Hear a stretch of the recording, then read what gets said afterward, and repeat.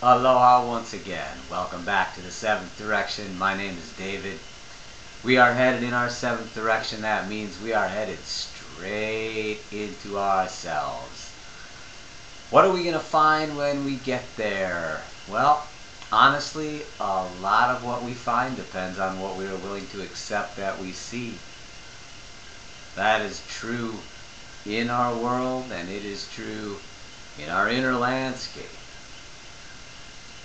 Talked over the past couple of episodes about spirit animals, angels, spirits of the dead, souls of your parents or family members, other family members who might be still interested in how you're doing here, and in fact how souls might work together on all kinds of different levels. How much you get out of that understanding is a question of how much you are willing to accept. Your ego is mostly interested in anything that doesn't change. It's mostly interested in having things stay exactly the same. So one of your missions as a human being, as a being of consciousness, is to plow through that tendency towards inertia. That's what you will get if your ego wins and you ultimately get everything the same in a little box. You wind up not moving forward. You're satisfied with where you are. By definition, you're not moving forward. Having that little sense of irritation, itch to scratch, can be a very good thing. Having that sense that there's always something else that you can accomplish, should be accomplishing. All flows from how much you're willing to accept about what is the purpose of your life, what do the various symbols actually mean to you, how can you get a greater sense of understanding of the interactions that you have all around you to have a more successful life, however you would define success. Remember, even the definition of success can change quite a bit based on whether you see yourself as a soul or as a person, what your measurement would be of what a soul is trying to accomplish versus what you as a person are trying to accomplish. So as you go through your 7th direction, you are looking to see if you are looking in the right place. There's a terrific story, a little parable that I love that describes this very well, I think. There's a man on his hands and knees underneath a street lamp crawling around, and a woman comes walking down the street towards him, and she looks down at the man and she says, "Did you lose something?" And the man says, "Yes, I dropped my keys over on Main Street."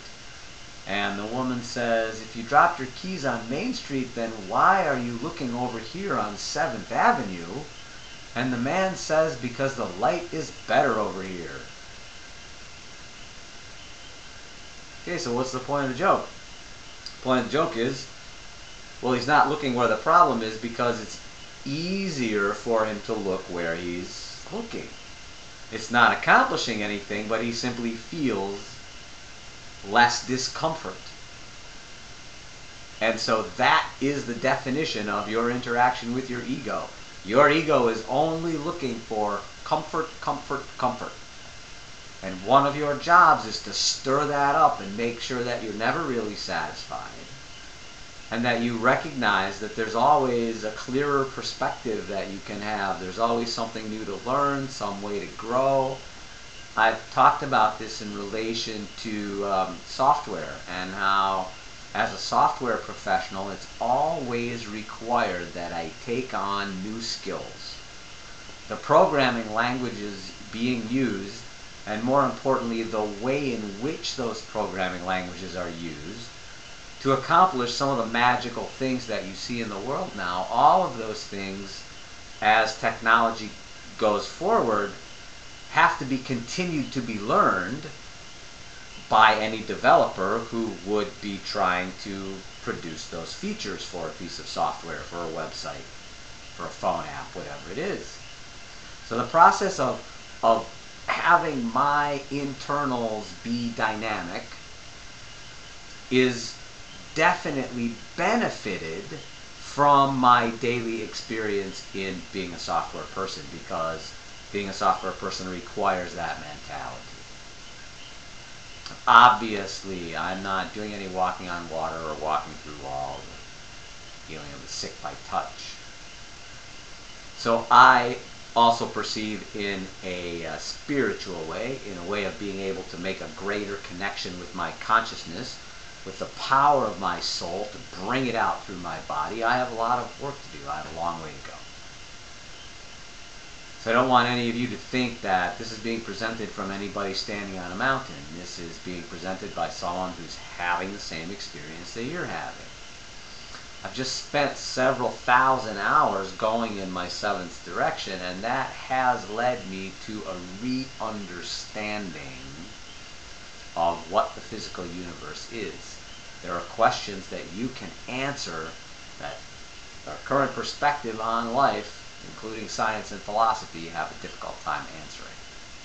You yourself can go in your 7th direction where nobody can interfere with you, and if you can clean all of your external influences out of your mind, even temporarily, then you can connect with something quite a bit greater than yourself. Again, how much passion and commitment you put into that is a question of how seriously you accept the idea that you're putting all your money into Pascal's wager. That you are this spiritual being / being of consciousness having a human experience for reasons of your own. Now, some of those reasons are going to be right in front of you. And as I mentioned last time, one of the most important forms of acceptance that you can ever have is to accept the feedback of what's happening right in front of you. There is much too much separation in everyone's thinking. Whether we are a container with a body poured into it, whether God is over here or over there. So, for example, it's good to understand that there are other beings in the universe that exist, other souls. So to anthropomorphize that, to picture angels being able to talk to you and so on and so forth, fine, it's quite real. On the other hand, to anthropomorphize the idea that the devil exists, and that therefore there's some external cause or force that makes you behave in a certain way, this is flawed information. This is taking a principle of truth and twisting it and turning it and making it go much too far. Angels are not concepts or ideas. Angels are beings, and they're not the source of anything. They're helpers. God is the source of everything. There's one source. It's the universe around us. Wherever we are, we can't escape the universe that we're in. God is the same. That He's defined by what we are, and that's it. And we're in the creation, and we're all a part of it. And that is the connection that we are trying to make. So the idea of acceptance, again, in its most important way, is about what's right in front of you. This separation, this externalization, whether you're a soul poured into a body, or God or Jesus or the devil is over there, and that they have all this interaction with you, whatever. It's much too distant.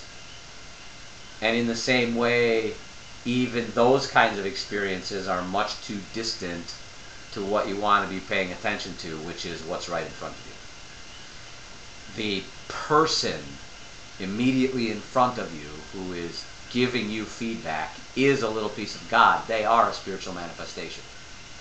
So if someone is standing in front of you and making a suggestion to you about how you would go about successfully changing your life, and you decide that you're not going to pay attention to that because you have some other meditative experience that you've had that might have led you in a different direction, you are really missing the forest for the trees. Now, it is true that you certainly hope that anything outside of the body currently that might be communicating with you, and whether that's, as I said, an ancestor, an angel, a spirit animal, whatever you want to look at it, that the idea that something outside of you can actually be communicating with you does not mean you want to externalize the process of understanding where that power comes from. Your universe is talking to you to try to communicate with you in whatever way. Those things are much more subtle. A person right in front of you suggesting to you a certain course of action is a powerful spiritual manifestation. Now, granted, as I said, you hope that the spirits that are talking to you are clean, and that obviously from the human perspective, their perspective might be a little more clouded, and their perspective might have more selfishness in it, and it might have more assumptions built in, and there might be a whole number of things that might be polluting their interaction with you, and that is the purpose of meditation. The purpose of meditation is so that you can take that feedback and process it and see which parts of it really truly resonate with you. It is possible that you may discover that something that someone said to you that your ego had a real problem with and that you had a hard time accepting at the moment, you have a much easier time accepting when you sit back. Don't take it personally. Don't let your ego get involved in being wounded, and you simply find a neutral point of view from which to see yourself, which is usually from within yourself. You get a more compartmentalized view of you. And then you can really look at that stuff and decide what you are willing to accept of the feedback that you get.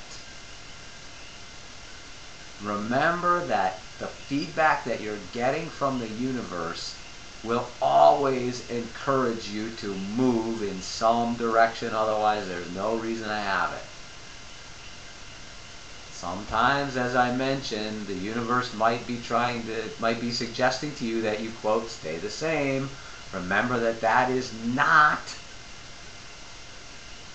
making a decision. That is making a decision. It's making a decision to keep things the same. You are accepting things as they are. Whether you choose to accept what you see is what will define your experience. You have to have the ruthlessness to be able to see all things equally within yourself, good things and bad things, and allow yourself to accept the feedback that you get, both on these subtle, sophisticated levels in your seventh direction, and also on the levels right in front of you. Do not discount your physical experience, whether you're talking about people right in front of you, whether you're talking about money, computers. We talked about this last time. By the definition that everything is an energetic being of consciousness, there's nothing less spiritual about a computer than there is about a flower.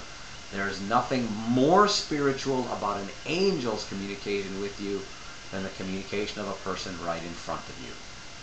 Then, using your tools of the seventh direction, you filter all that stuff out, take the valuable stuff, and apply it to your life. So to get better at all that, keep going in your seventh direction. It will get better. I hope you're having a good day. We'll talk again soon. Aloha.